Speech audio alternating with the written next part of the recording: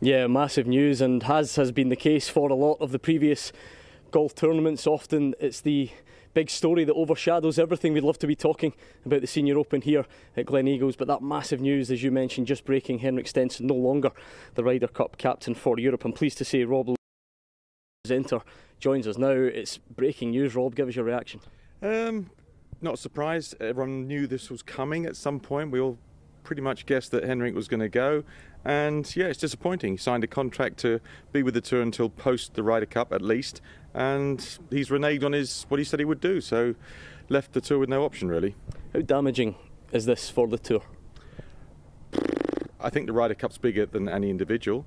I think it's damaging for Henrik. I mean, his legacy was excellent, you know, a champion golfer of the year, and he did the Henrik Annika breaking ground, male and female playing in Sweden. That was brilliant, won by Lynn Grant this year. Henrik played well himself in that. So many good things to go along with the Henrik Stenson career. But this for me, after having promised something and then breaking that, reneging and doing something else, is on him. It's not on the tour, it's on him. And of course the timing of this announcement, we're hot on the heels of a fantastic Open at St Andrews as well. It just all adds to this being a massive story today, doesn't it? Yeah, I mean, listen, it's the worst kept secret in history that Henrik was going to go to LIV and basically let the DP World Tour down. That's what he's done.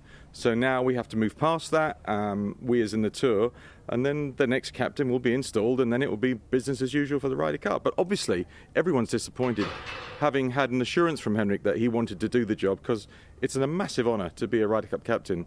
He, sadly for him, is not going to be a Ryder Cup captain anymore. Yeah, we spoke to Colin Montgomery this morning. He called it the greatest honour that anyone could bestow on a European Tour player. Is that what makes it perhaps so surprising from the outside that this decision would be taken? It was. I mean, how many captains get the job and go, nah, don't want it? How many people do that? So the fact that Henrik has given it up, it's for only one reason, and that is cash. So he's going for the cash. It's just that it's disappointing. We were kind of all Henrik. Everyone's behind Henrik. He had given assurances, and we thought, well, okay, he's gonna give us 2 years of his time and do his captaincy and make a really good job of it. And then all of a sudden, the U-turn. We've seen that so many times with so many of the players. I'm all PGA Tour, and next 5 minutes later, I'm off to LIV. So, he's now one of those. I suppose this can't afford to stand still. The search begins for the next captain. What will that process look like? What sort of names will be in the frame? It'll be ongoing. I mean, the committee that chooses the Ryder Cup captain will be, I guess, meeting now until they reach a decision as to who the next guy could be. So I suppose they're going to look at the previous ones that were in the frame, like Paul Lawrie and Robert Carlson. Maybe someone else comes in from the outside, maybe a Thomas Bjorn, or I don't know. It's Luke Donald's another one, Paul Laurie's another one. So it's very tricky to say right now who it's going to be, but the process will start and finish. We'll have a new captain and we'll push on from there. What else can we do? You say this one's on Henrik, but generally speaking, are there worrying signs that this is heading in a direction that's getting hard to sort of rein in?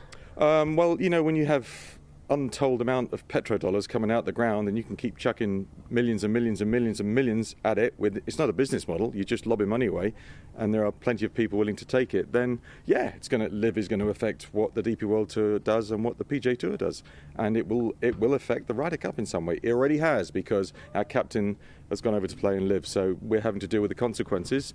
But golf is bigger than just one thing with 3 letters, LIV. Appreciate I'm asking for the crystal ball here, but what is next? Why wouldn't you? We saw Cam Smith's reaction when he was asked about it, having just won the Open.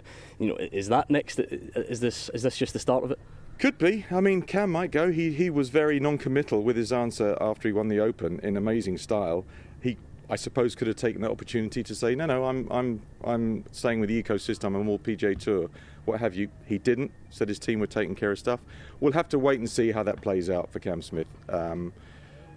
He's doing well. He's got a chance to win the FedEx. I read that Norman said that very soon the 48 spots are full for next year.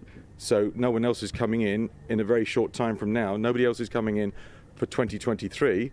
So if Cam doesn't go now or soon, does he get in and knock someone out? Because Norman said he wants to make sure that the early adopters, the early switchers, don't get chucked out. So they've got decisions to make as well. So the Cam Smith one is interesting. Who knows? Well, number 2, we'll see. How can this be fixed? Can it be fixed? How important is it people get around the table and try and come to some sort of agreement? Well, I don't know how you can fix if the new tour, if you can call it a tour, because it's 54 holes, no cut, shotgun start. If they want their 14 tournaments in a year, then it detracts from the fields you can possibly get. If they get a whole swathe of the best players in the world, they can't then take part on the PGA Tour and the DP World Tour. No fault of the existing ecosystem. It's just the fact that LIV have come in and they said, well, we got this thing and we want this and we're prepared to pay for it. So that's a difficult place to negotiate with. Listen, they might all get around the table, who knows? But if that's their plan, if they want that 14, if that's unmovable, I see very little wriggle room. Yep, thank you very much to Rob. A huge day here. It's all everyone's talking about. We should be looking forward to a fantastic Senior Open, and we are, but there's only one story on everyone's lips here at Gleneagles, and that's that Henrik Stenson is no longer the captain of Europe's Ryder Cup team.